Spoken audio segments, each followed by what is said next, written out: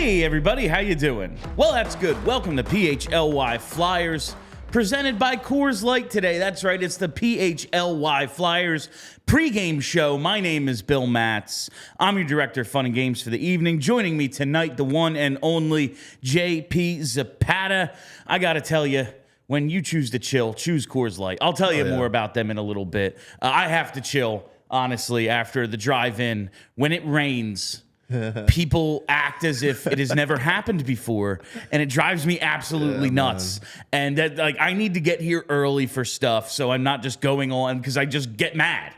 And then I'm on the air mad. And that's the great thing about Coors Light. You choose to chill, do so with an ice cold Coors Light. What's up tonight, JP? Dude, it's a pretty good night. Obviously, we had a lot of fun over the last couple of days. The deadline, the last game had us all buzzing here. But, dude, tonight we got a good matchup here against Tampa. Hopefully we can sweep the Florida set that we have here this week. It's always fun against Tampa, and just kind of like the last game with Florida, you're trying to see where you're at with some of these really good teams, and obviously Tampa has been a staple for half a decade now, and so I'm really intrigued to see what we got here tonight. I am too, because the two meetings previously, they've both been in Philly this far with the Tampa Bay Lightning. They've gone completely different.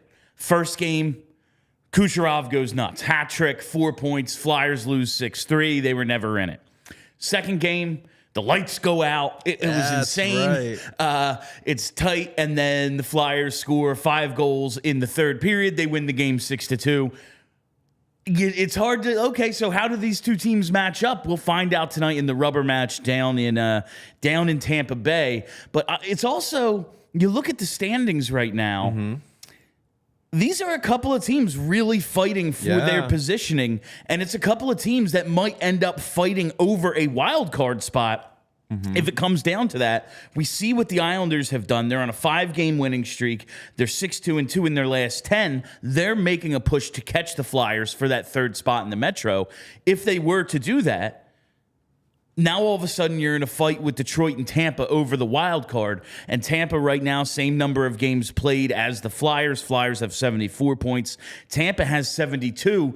These are two teams having, based on expectations, wildly different seasons, but their records are very, very similar. Yeah. Both teams have 33 wins. They're right there. So this could end up being maybe a matchup later on in the playoffs, or it could end up being only one of these two teams end up getting in if the Islanders do make this push.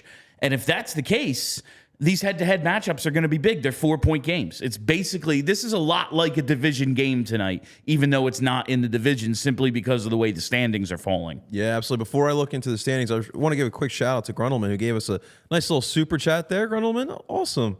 Something for the eye. We appreciate that, man. Something for the effort. I appreciate that. Not enough people appreciate the effort we put out in like 5 hours a week talking hockey, man. It's basically the salt mines. Do you mine for salt? Is it mines? I have no idea. So. But I'm really looking forward to this because Tampa, they've been sputtering a little. 4-5-1 in their last 10. They haven't been great this year. They just haven't been that Tampa Bay team. They're starting to get a little older. When you have the sustained success that they've had, going for it for so long, you play a ton of hockey. You know, they go to 3 straight Stanley Cup finals, and your depth gets depleted because you can only pay so many guys. Once everyone on your team starts making the money that they're supposed to make, it's like, yeah, man, our awesome third line, it's not that anymore. That perfect fourth line, the great, second, third D pairs, it's just not quite the same. And when you're going forward for so many years, it's really hard to replenish your farm system because you have to trade assets to keep your team at the top. That is very true. So they're not quite that Tampa Bay team from years past. But we saw in that 6-3 game back in January, they can look like that on any given night. It might not be there every night. They might not be a President's Trophy team, a team that's like, oh, yeah, I'm going to bet on them to win the cup. But on any night, they have some of the best players in the world. I mean, you just said it right there. I mean, they're still fighting for a playoff spot too. And so when I'm looking at this matchup here tonight, I look at what Danny kind of talked about in the presser, and kind of what we've talked about here as well. Is like every single one of these matchups going forward. Yes, we want to be in that playoff spot, but look, we're looking ahead. We're looking at the future. And what better way for the future than going through these type of situations? It's going to be a playoff-like atmosphere tonight in Tampa. So I'm really looking forward to this. Every single point matters. And in a night like tonight, when Tampa's gunning in the same spot as you possibly, of course, we're looking at the wild card. Hopefully, knock on wood, the Flyers do keep up in that third spot in the Metro, but obviously every point counts, and it starts here again tonight here with a team like Tampa Bay. Let's hope that magic continues, man, because it's been fun. We were buzzing on Thursday night. I can only hope for a game like we had the other night against the Panthers. That was a ton of fun. Steal 1 second. And speaking of playoff atmosphere, I just saw this. You told me as soon as you came in. They're honoring the 20th anniversary of the Cup. Now, I get it's John Tortorella is there, and I guess that's why. But, like, do you really have to rub our faces in it? Like, I get it's just the way things work out. But, like, that 04 series is, like, it's everyone's, oh, man, if they could have just won that one. Like, because that was the first Flyers team I can remember that was... Like, they didn't underachieve. Right. You weren't disappointed when, like, it hurt when they lose Game 7, and it was like, yeah, they're out of gas. The entire team is concussed. They have no defensemen. Like, the whole team is hurt and old. It was everyone's last shot, basically. And, like, the way it ended was just such a heartbreaker. It was the first team I remember that was like, I'm not mad at them. They might not have had, like, the Lindros-level talent. They didn't have a Legion of Doom. It was just a team that worked their asses off. They were physical and fun. Keith Primo, like it was scoring more than he did in the regular season. Yeah. Like it was incredible. And I just looked like 2 days ago, the Calgary Flames came in. Like you couldn't have done it then. You beat the Flames in the cup. Like throw it in their face. You beat them. I mean, they actually probably did beat you, but like replay technology wasn't what it was. So, but the Tampa Bay did end up winning. I get it's Tortorella, but like, God damn it, really? You got to throw this one in my face tonight. I was feeling good. Man. Yeah, it is funny that obviously Torts is in the building here tonight, but I mean, it feels as well like people do forget about that 04 Lightning team because the Lightning have been so successful as of late. But now that's the kind of what started it for the Tampa Bay Lightning. And yeah, obviously Torts was the team, and we're hoping Torts can bring some of that magic here for Philly, and he can bring us down broad. And obviously this guy can dance in his furry suit there. That's yeah, we'll see. We'll see about the furry suit. I'm telling you, I can still taste the wings. Like my tongue is damaged from the live show yesterday. If you weren't able to join us, we were at the Chegg. We were at the Chicken or the Egg in Marlton, and I ate some ludicrous sauce. We all did. Me, you, and Kelly all had the ludicrous sauce wings, and it was aptly named. Something's the matter with Kelly. That she was just like, oh, I think it's pretty good. Like my friends were killing me all night. Like really, Kelly and you, like we called you Spicy Willie. Everything you invented at Bomb Bomb was like, oh yeah, we're gonna put hot peppers and hot sauce on this because why not? Yeah, and you couldn't deal with wings. I was like, no, you don't understand. It was spicy, guys. And at that time, though, I was very happy. Oh, yeah. To have ice cold. Talk about needing to chill. I was chugging I needed bad boy. to literally tap the Rockies and just like pour it all over my body. And the Flyers, they cause us a lot of excitement as well, whether it's good or bad. This team, they drive us absolutely insane. We've been doing this a long time. They've been driving us crazy the entire time. And sometimes I just need to chill. And there's no better way to chill than with an ice-cold Coors Light. So whether you're freaking out about the goaltenders, injuries, the draft coming up, now did they sell the right amount of guys at the trade deadline? Should they have done more? Should they have bought?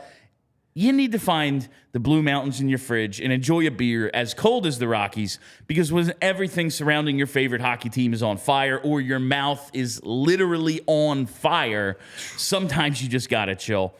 When you choose to rise above it all, choose chill, choose Coors Light. Get Coors Light delivered straight to your door with Instacart by going to CoorsLight.com/PHLY hockey. Celebrate responsibly. Coors Brewing Company, Golden, Colorado. Yeah, man, that was... I've never experienced anything like that. It was just this, like, such a persistent heat. You couldn't make it go away. The Coors Light did what it could, but there was just no way. It definitely I got highly big. recommend everyone try it once, so you don't so you don't think I'm just making it up.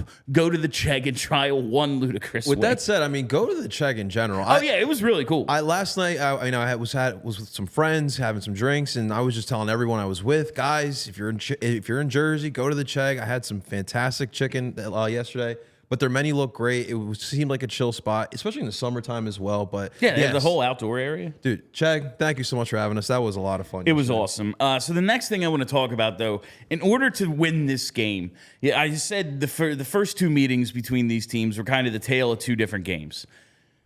They kill us in the first one. We get them back in the second with 5 third-period goals. And the difference was Nikita Kucherov. Yeah, man. He scored the 3 goals. He also added an assist and was +3 in Tampa's 6-3 win in January.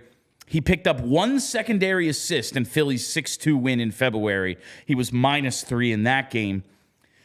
In 30 career games against the Flyers, 9 goals, 21 assists. So he's exactly at a point a game. He has 106 points this year. Tampa's second leading scorer is Braden Point with 65. Like he is close to lapping his teammates in terms of the scoring race on the team. He and McKinnon have been going back and forth. Kucherov is an MVP candidate. And I realize, stop their best player. They have so many guys that you need to keep an eye on. Historically, Stamkos has killed them. Braden Point's awesome. Victor Hedman, I think, is third on the team in scoring.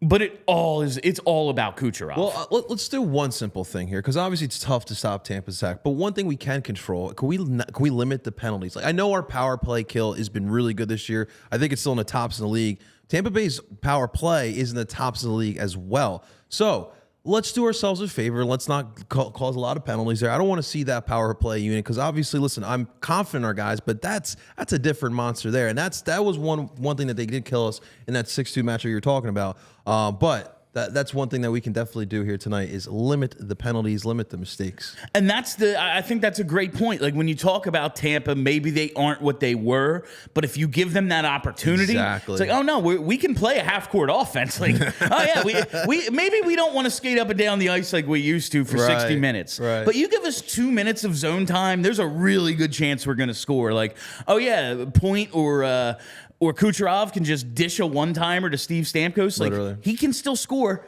Like this team they still have that top-end talent. It's maybe everything behind those guys that keeps them from challenging for the division and things like that. But you give them a power play, they're as dangerous as they've ever been. Number 1 in the league, 28.3%. They have been dominant on the power play this year. As good as the Flyers' penalty kill is, you're playing with fire. You're eating a ludicrous wing, and there's no ice cold Coors Light in sight.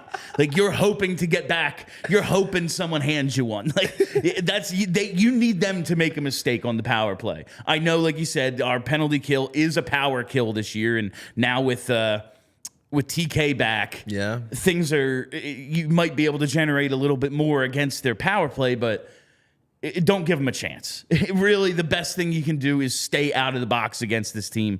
That's absolutely right. And then you need to get on some offense here. And Sean Couturier last game, I thought looked the most like he's himself that he's looked in weeks, maybe months. Right. He's going to have a tough assignment tonight, one would think, against their firepower. Now it is in Tampa, so they're going to be able to play the matchups. We'll see how they handle that. But as defense aside, guys like Sean Couturier need to get going. The veteran scorers on this team, I know we're happy with that Florida game kind of puts everything else out of the back of your mind. This team hasn't been able to score for the last couple weeks, and you look at the guys who've been out or who've been in, but just not producing at all. Last 8 games for Owen Tippett, 1 goal, 2 assists. Yeah. That just ain't going to do it. Right. Joel Farabee, 1 goal, 5 assists in his last 17 games. This is a guy who a few weeks ago we were looking at his 5-on-5 numbers like, yo, he scores as much as McKinnon, 5-on-5. He scores as much as Kucherov, 5-on-5. It's just they don't score in the power play ever, but he was consistently putting up points. That has not been the case. Sean Couturier, 2 goals, 10 assists in his last 29. Cam Atkinson, no points in his last 14 games. Do we expect anything from him at this point? Just like no points in 14 games is hard to do. Yeah. You get a certain amount of ice time, like you're going to get an assist. Like you would think, no, that has not been the case. Morgan Frost, no goals in his last 10 games. He does have 5 assists, but you need to find the back of the net every now and then.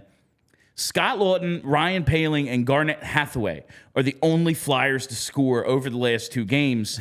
They got to get going. Like, Yeah. if they're going to make this playoff push, and I think going out and getting Eric Johnson, not selling a Scott Lawton, things like that. Yes, they did move. Sean Walker, and that's a blow to the blue line. But they did get you a little bit of reinforcements here, at least some depth to help you get through this time where you're missing some defensemen. Garyanov, they said, is going to start in the NHL, so there's at least a depth forward, someone who they want to get a look at as time goes by. They didn't tear everything down. Right. They didn't take everything away from you. The energy guys, the young guys, for the most part, I mean, who can complain about what Tyson Forster's been giving them? Like Seriously. that third line that we love, who can complain about them? It's these top-end guys that we need badly to get going if they're going to stay in this third spot in the Metro Division and make this playoff push. We always talk about it. I mean, this team, when Sean Couturier is on, even like a guy like Joel Farabee, like it's tough to beat them on a night-to-night basis because they do everything so well. If they could just be more consistent with the scoring, that would be huge. You'd be probably in a more comfortable spot in the playoffs. But obviously, the third line has been spectacular as of late. But yes, we need some of those top six forwards to also contribute as well. But one thing I will mention here, Bill.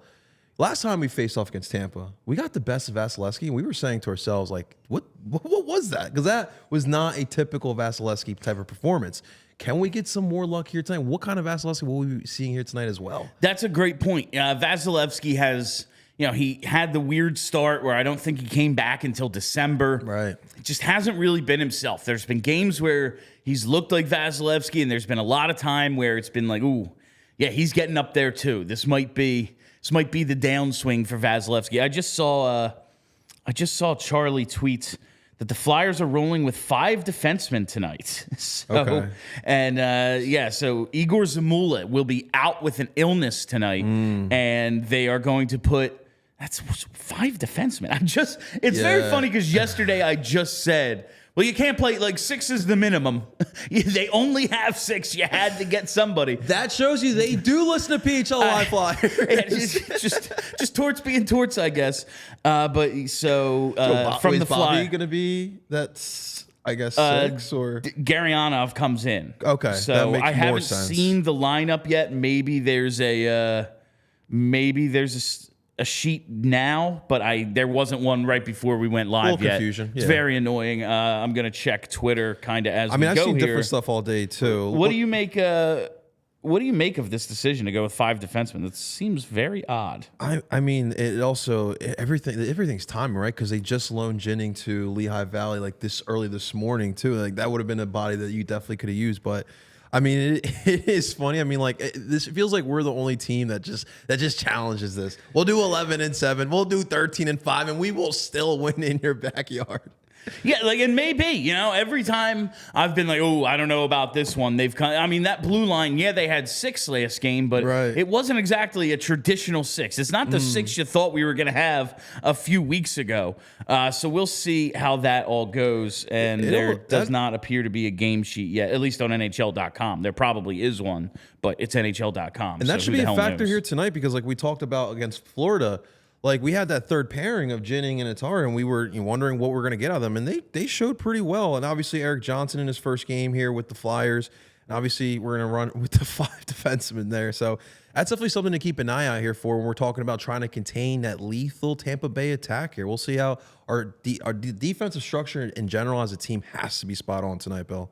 No, and it's all part of that discipline. You talked about the discipline earlier of staying out of the box, but you have to play a simple game tonight. And little things like we talked about yesterday, Bobby Brink, one of the things I think Tortorella was most mad at him and Licksell about might not have even been the defensive breakdown that led to that wraparound goal that he freaked out about. It was they didn't come off the ice when he asked them to. When they called for the line change, they stayed out there and then they got stuck and then they didn't have the energy to make the play that they should have made defensively was maybe his biggest gripe with the situation. 5 defensemen, you have to be disciplined in everything you do tonight, whether it's taking penalties or simple things like keep the shift short, boys. Yeah. 35, 40 seconds, get the hell off. Yeah. Like every chance you get, make a change. Stay fresh out there. They're going to come at you in waves. You have to keep your wits about you. Be smart with the way you use your time and energy tonight. And with that said, like we talked about with Charlie in the postgame show on Thursday, Arison's going to get the start here tonight. He might have to make some big saves to keep this team in it tonight. Because if you're talking about, five defensemen, a Tampa Bay attack that's lethal, Sam has been looking really solid as of late, but probably have to rely on him tonight again, boys. Yeah, absolutely. It's going to be yet another. He's going to have to be one of their best players to win the game. Now, Literally. Other dudes need to step up. We talked about the slumping scores. Couple of those guys need to come through if they're going to have success tonight.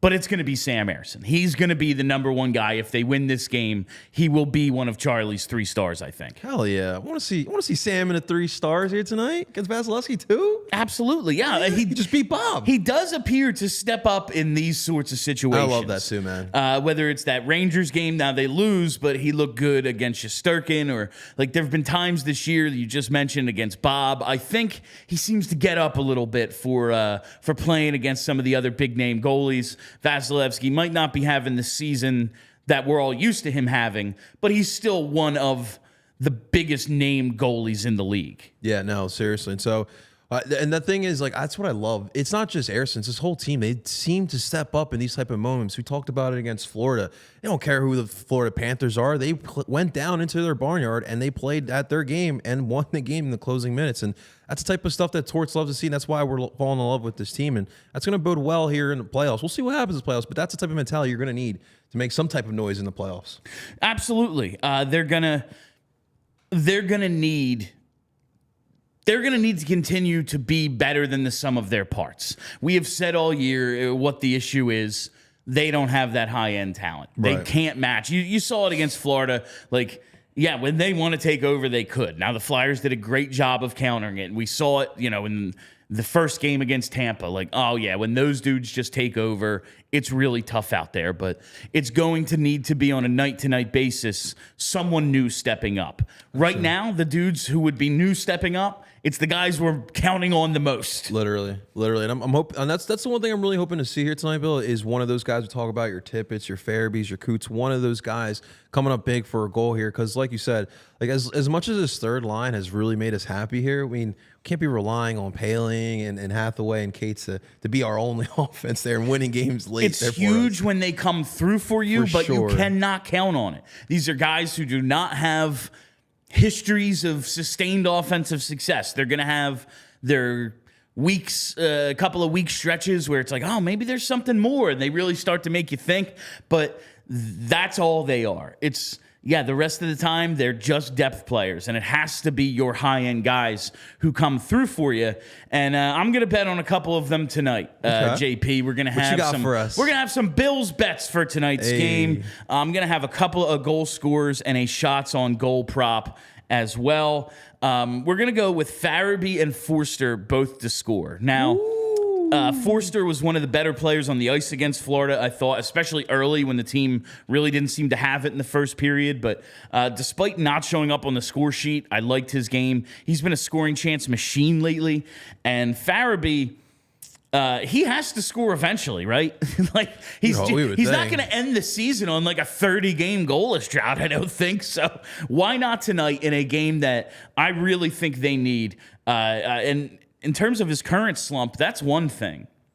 He also has to just score against Tampa Bay eventually. This is going to be his 10th career game against the Lightning. Never once has he scored a goal against them. Why not now? If you're on this goalless drought and you've never scored against this team in your career, now's the time. Now's the time to end both of those. And for the shots on goal prop tonight, both of those guys come in at plus 260 to score. So a decent number on both. And then Tyson Forster had 13 shots on goal in the 2 games before the Panthers. Only 1 official shot on goal in the Florida game. I think he finds a way to get over 2.5 shots on net tonight at plus 120. He has been firing a lot lately. You just see the confidence in Tyson Forster building. I can't put him in the veteran category, Right. but he has played like one all year. Like I was okay. Well, they do have one guy they're kind of counting on going. It's Tyson Forster. I was like, but he's a rookie. I can't put him in the like. I need more out of Owen Tippett than I do Tyson Forster. A year from now, maybe I think differently. But like we're paying one a lot of money, and we're paying one guy an entry level contract. Like I don't know. You probably need to score a little bit. But Tyson Forster has been going lately. I like him again tonight to both score and get at least 3 shots on goal. I like that. No, Forster to me is like reason why I say we're kind of ahead of schedule because seeing the type of play from him. And, you know, I know Morgan Frost's kind of on a drought as well, but like seeing some of these young players playing the way they have, especially in this type of situation when we're talking about a playoff push here, a playoff run. And so having a young player like Tyson Forster playing with confidence, that's a big thing as well. As a young player playing with confidence, some of the shots he's making, some of the goals he's making has been pretty impressive as well. But yeah, Tyson Forster's been big, man. Guys, take this advice from Bill. Every now and then, these goal-scoring props, and always remember when it comes to the prop bets, beer and pizza money.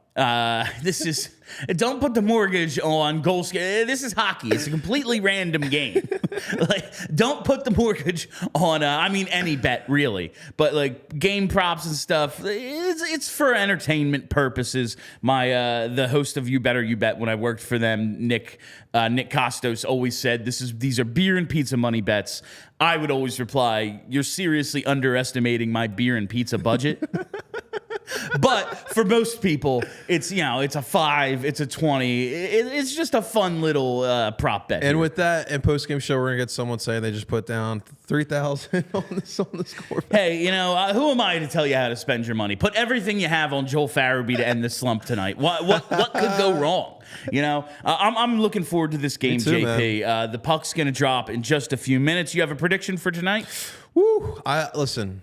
That Florida game, that was fun, but I wonder how much it took out of the team. We just went through a trade deadline, so I'm very curious to see what the Flyers look like, but also Tampa too. They made some moves during the deadline time as well, so they're going to have to figure some things out.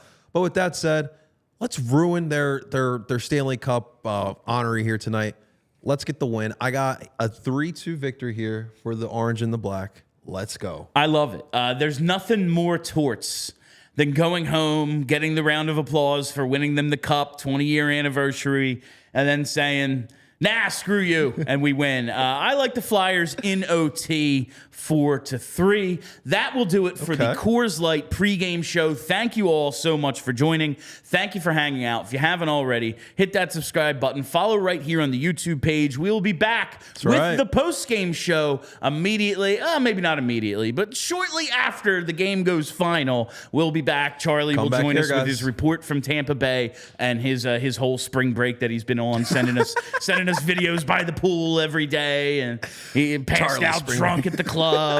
Charlie is a very professional journalist. He'll be joining us for postgame. I hope you do too. Thanks a lot. My name is Bill Matz for JP Zapata. See you for postgame, fam. See you guys. We all silly like the mayor.